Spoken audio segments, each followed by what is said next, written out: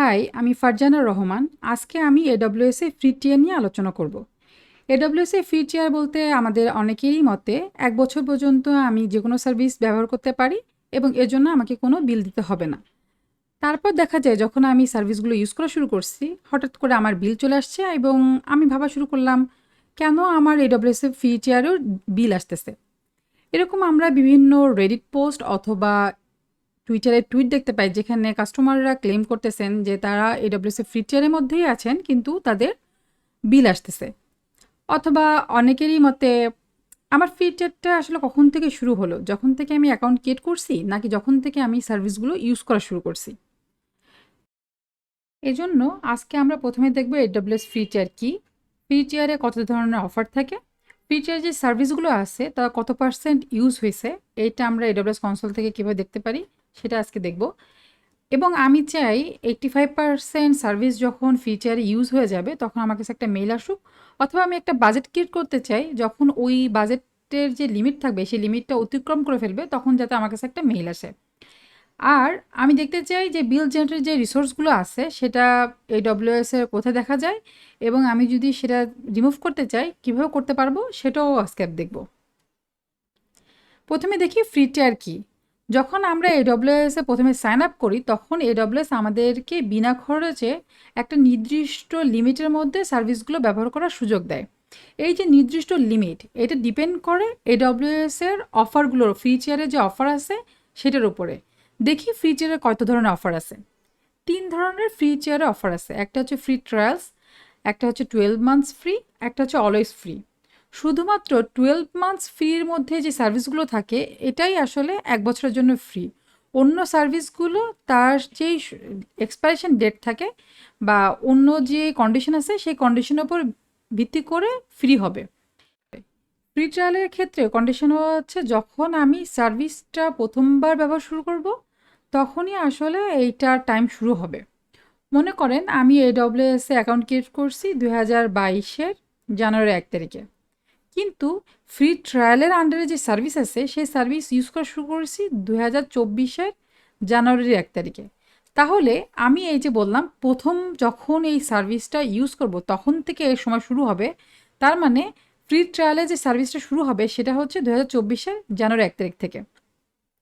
সার্ভিসগুলো বিভিন্ন রকমের এক্সপ্রেশন ডেট থাকে। যেমন আমি এখানে 2টা সার্ভিস অ্যাড করছি, একটা হচ্ছে সেজ মেকার আর একটা হচ্ছে লাইট সেল। সেজ মেকার এটাও ফ্রি ট্রায়ালের অন্তর্ভুক্ত, লাইট সেল এটাও ফ্রি ট্রায়ালের অন্তর্ভুক্ত, কিন্তু সেজ মেকার হচ্ছে 2 মাসের জন্য ফ্রি, লাইট সেল হচ্ছে 3 মাসের জন্য ফ্রি। এই যে ফ্রি, এইটা কতটুকু আমি যত ইউজ করবো ততর জন্যই কি ফ্রি? না, ফ্রিটা হচ্ছে একটা নির্দিষ্ট ইউজেস লিমিটের উপর ডিপেন্ড করে।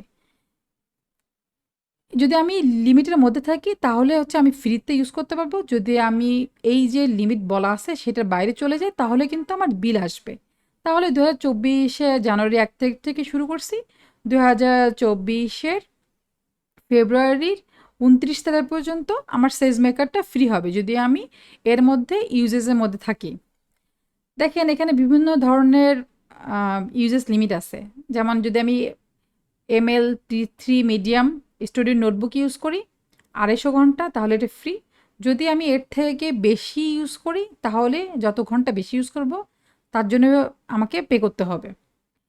আবার যদি আমি এই যে স্টুডিও নোটবুকের অন্য কোনো ইনস্ট্যান্স ক্রিয়েট করি তাহলে কিন্তু আমার সেই জন্যে বিল দিতে হবে এবং সেটা 1 ঘন্টাও আমার জন্য ফ্রি হবে না।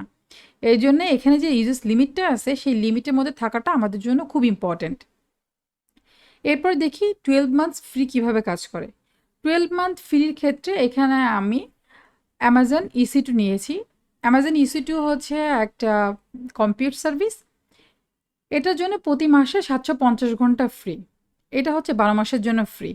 কিন্তু এর টাইমটা কখন শুরু হয়? আমি বললাম আমার অ্যাকাউন্টটা আমি 2022 সালের জানুয়ারির 1 তারিখে শুরু করছি। আমার এই 12 মান্থস ফ্রির যে সার্ভিসগুলো এটা কিন্তু এই টাইম থেকেই শুরু হয়ে যাবে 1 বছর পর্যন্ত। তাহলে 2022-এর ডিসেম্বরের 31 তারিখ পর্যন্ত আমার আসলে এর আন্ডারে যে সার্ভিসগুলো আছে সেটা আমি যদি এই ইউজেস লিমিটের মধ্যে থাকি তাহলে আসলে বিনা খরচে ব্যবহার করতে পারবো। যদি ইউজেস লিমিট অতিক্রম করি তাহলে আমাকে আসলে বিল দিতে হবে। এখানে ইউজেস লিমিটগুলো আছে, তো আমাকে এগুলো ফ্রিতে ইউজ করতে গেলে ইউজেস লিমিটের মধ্যে অবশ্যই থাকতে হবে। অলওয়েজ ফ্রি, এখানে আমি অ্যামাজন ডায়নামোডিবি নিয়েছি। এটা হচ্ছে একটা সার্ভারলেস নোসিকিউএল ডেটাবেস। আমরা যদি এই সার্ভিসগুলো সম্পর্কে এখন না জানি কোনো সমস্যা নেই, আমরা আমাদের পরবর্তী টিউটোরিয়ালগুলোতে এই সার্ভিসগুলো নিয়ে আলোচনা করব, তখন আমরা জানতে পারবো যে সার্ভিসগুলো আসলে কিভাবে কাজ করে। ডায়নামোডিবি হচ্ছে অলওয়েজ ফ্রির আন্ডারে পড়ে। এর ক্ষেত্রে যে কোনো সময় আমি যদি এই সার্ভিসটা ইউজ করি, প্রথম 25 জিবি স্টোরেজ এটার জন্য ফ্রি। যদি এই 25 জিবির থেকে বেশি ইউজ করি তাহলে বাকি যতটুকু ইউজ করছি তার জন্য কিন্তু আমার বিল আসবে। এখানে ইউজেস লিমিটের ডিফারেন্ট পয়েন্ট দেওয়া আছে। এই পয়েন্টগুলো যখন আমি এর থেকে বেশি ইউজ করব, যতটুকু বেশি ইউজ করব তার জন্য আসলে আমাকে বিল দিতে হবে। আদারওয়াইজ আমি কিন্তু এটা বিনা খরচে ব্যবহার করতে পারবো। এখন আমরা একটা এক্সিস্টিং জাভা অ্যাপ্লিকেশন ক্লাউডে ডিপ্লয় করতে চাই। এক্ষেত্রে আমরা একটা 12 মাসে যে ফ্রি টিয়ার সার্ভিস আছে সেই সার্ভিস নিতে চাই। তো আমি ধরে নিই যে আমার অ্যাকাউন্টটা 2024 জানুয়ারির 1 তারিখে আমার অ্যাক্টিভ হয়েছে। তাহলে আমার 2024 ডিসেম্বরের 31 তারিখ পর্যন্ত সার্ভিসগুলো ফ্রি থাকবে, যেগুলো 12 মান্থের জন্য ফ্রি। তো EC2 আমরা জানি এটা 12 মান্থের জন্য ফ্রি। এখন আমি নর্থ ভার্জিনিয়াতে আমার অ্যাপ্লিকেশনটা ডিপ্লয় করতে চাই। তো আমি দেখব নর্থ ভার্জিনিয়াতে লিনাক্স T2 মাইক্রো আর লিনাক্স T3 মাইক্রো ফ্রি কিনা, কারণ আমি বিভিন্ন টাইমের জন্য এটা ইউজ করব। তো দেখব যে আসলে এই দুইটাই ফ্রি কিনা। ফ্রি হলে আমার কোনোটাতে বিল আসবে কি নাকি আমি আসলে ফ্রিতেই এই 3টে ইউজ কেসেই ফ্রিতেই EC2 ইনস্ট্যান্স ব্যবহার করতে পারবো। তো আমরা আগে প্রথমেই দেখে নিই যে আমার এই T2 মাইক্রো এবং T3 মাইক্রো লিনাক্সে ফ্রি কিনা। তো আমি দেখতেছি যে নর্থ ভার্জিনিয়া, আমরা এখন আছি নর্থ ভার্জিনিয়াতে লিনাক্স ফ্রি, T2 মাইক্রো এটা free tier eligible, T3 micro এটা কিন্তু ফ্রি টিয়ার এলিজিবল না। তাহলে আমার দুটো যে ইনস্ট্যান্স আছে সেই দুটো ইনস্ট্যান্স কিভাবে আসলে কাজ করবে আমরা এখন সেটা একটু দেখি। প্রথম ক্ষেত্রে আমি 800 ঘন্টা ইউজ করছি, T2 মাইক্রোতে ছিলাম। T2 মাইক্রো কিন্তু ফ্রি, কিন্তু 800 ঘন্টা যেহেতু ইউজ করছি আমার ছিল 750 ঘন্টা ফ্রি। তাহলে এই যে অতিরিক্ত 50 ঘন্টা আছে, এই 50 ঘন্টার জন্য কিন্তু আমার বিল আসবে এই মাসে। পরের মাসে দেখতেছি T2 মাইক্রো ইউজ করছি লিনাক্সে, এইটা হচ্ছে 500 ঘন্টা। যেহেতু 750 ঘন্টা এই লিমিটের মধ্যেই আমি আসি, তাহলে এই মাসে কোনো বিল আসবে না। এই মাসে এই যখন আমি এই T3 যেই মাসে ইনস্ট্যান্সটা ক্রিয়েট করছি, এই মাসে কিন্তু আমি 250 ঘন্টা ইউজ করছি, কিন্তু T3 মাইক্রো কিন্তু নর্থ ভার্জিনিয়াতে ফ্রি না। তাহলে এখানে কি হবে? এক্ষেত্রে কিন্তু এই 250 ঘন্টার জন্যই আমার একটা বিল আসবে। দেখেন আমি কিন্তু 12 মাসের ফ্রি টিয়ারের মধ্যেই আছি, কিন্তু বিভিন্ন মাসে বিভিন্ন কারণে আমার কিন্তু বিল আসতে পারে, আবার বিল নাও আসতে পারে। তাহলে আমরা যেটা বুঝতে পারলাম, আমি যদি আমার যে ইউজেস লিমিটটা থাকে সেই লিমিটের মধ্যে থাকি তাহলে আমার কোনো বিল আসবে না, আর যদি লিমিটটা অতিক্রম করি তাহলে কিন্তু আমার বিল আসবে। এখন আমরা দেখব যে আমাদের যে ফিচারের সার্ভিসগুলো আছে তার কত পার্সেন্ট ইউজ হয়েছে। এজন্য আমাকে প্রথমে রুট ইউজার হিসেবে আমার AWS অ্যাকাউন্টে লগ ইন করতে হবে। এখানে বিলিং অ্যান্ড কস্ট ম্যানেজমেন্টের যে অপশানটা আছে সেটা ক্লিক করে আমি এরকম একটা পেজ পাবো। সেই পেজে এসে আমি যদি ফ্রি টিয়ার ক্লিক করি তাহলে আমি দেখতে পাবো সার্ভিস নাম এবং কত পার্সেন্ট ইউজ হচ্ছে। এইটা আমি দেখতে পেলাম যে ফ্রি টিয়ারের যে সার্ভিসগুলো আছে তার ইউজেসটা। এখন আমার যখন বিল আসবে, যখন বিল আসে তখন আমরা এটাও দেখতে পারি যে আমার কোন সার্ভিসে কত টাকা বিল আসতেছে এবং তার ইউজেস কত। দেখেন এখানে সার্ভিস নাম আছে, সার্ভিসটা কোন রিজিয়নে আছে সেটা দেখতে পাচ্ছি, এবং কতটুকু ইউজ হচ্ছে, কত টাকা বিল আসছে। তো আমি যদি চাই যে এই বিল জেনারেটেড যে সার্ভিসগুলো আছে এটা রিমুভ করতে, তাহলে কিন্তু আমি সেটা কিন্তু করতে পারি। তাহলে এখন দেখি যে আমরা ওই কাজটা কিভাবে করতে পারি। আমরা এখানে আসি, এখানে দেখলাম যে ফ্রি টিয়ার একটা অপশন আছে। ফ্রি টিয়ারের মাধ্যমে আমরা দেখতে পারলাম ফ্রি টিয়ার। যদি বিলসে আসি তাহলে বিলসে এসে আমরা দেখতে পারবো যে এখানে আমার ইউজেসটা যে অ্যাম্পলিফাই, আমরা এখানে দেখতে পাচ্ছি অ্যাম্পলিফাই অরিগন রিজনে আমার অ্যাপ্লিকেশান আছে, তার ইউজেসটা হচ্ছে যে 0.004 গিগাবাইট, এখানে কোনো ডলার নেই, কিন্তু যদি ডলার আসতো আমি কিভাবে দেখতে পারতাম সেটা দেখি। এখন আমি যদি এখানে অ্যাম্প্লিফাই বলে সার্চ দেই, এই যে অ্যাম্প্লিফাই, আমার কিন্তু অ্যাম্প্লিফাই দিয়ে সার্চ দিলে আমার এরকম চলে আসবে। তো আমি amplify US West reason open করে রাখছি। এখানে দেখতে পাচ্ছি আমার এখানে একটা অ্যাপ্লিকেশান আছে, কুইক স্টার্ট। এই কুইক স্টার্ট যদি আমি ডিলিট করতে চাই, তাহলে আমি অ্যাকশানে এসে ডিলিট অ্যাপ দিলে এটা ডিলিট হয়ে যাবে। এরকম যদি আমি অন্য কোনো সার্ভিস যেমন EC2-তে যাই, EC2-তে যদি দেখতে চাই, তাহলে আমি এরকম EC2 ক্লিক করে যে রিজনে দেখতে চাই সেই রিজনে যে আমি সেই সার্ভিসটা যদি ডিলিট করে দিই, তাহলে কিন্তু আমার আর কোনো বিল আসবে না।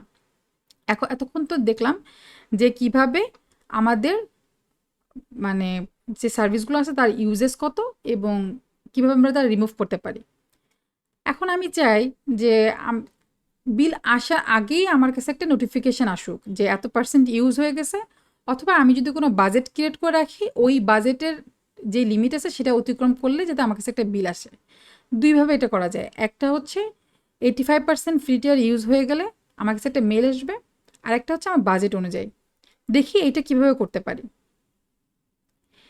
প্রথমটার জন্য আমাকে এখানে যে বিলিং প্রেফারেন্স আছে এখানে যাইতে হবে। বিলিং প্রেফারেন্সে গেলাম, বিলিং প্রেফারেন্সে যে দেখেন এখানে অ্যালার্ট প্রেফারেন্স বলে একটা অপশান আছে। এটা কিন্তু রুট ইউজারের কাছে সবসময় মেলটা চলে যাবে যে আমার 85% ইউজ হয়ে গেছে। যদি আমি চাই যে না অন্য কোনো ইমেলে যাক, তাহলে আমি এটা এডিট করে এখানে একটা ইমেল বসাবো, বসায় যদি আপডেট দিই তাহলে কিন্তু সেই ইমেলে চলে যাবে আমার মেলটা।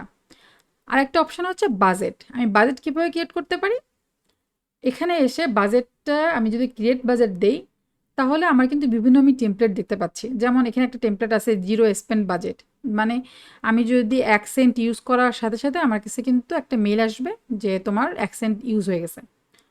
অথবা আমি যদি মান্থলি কোনো কস্ট বাজেট ক্রিয়েট করি, যে এখানে আমি একটা সেট করলাম যে না আমার আসলে $2 পর্যন্ত ইউজ হলে কোনো সমস্যা নেই, কিন্তু $2 যাতে যখন অতিক্রম করবে তখন যাতে আমার কাছে একটা মেল আসে, তাহলে আমি এখানে একটা মেল দিব।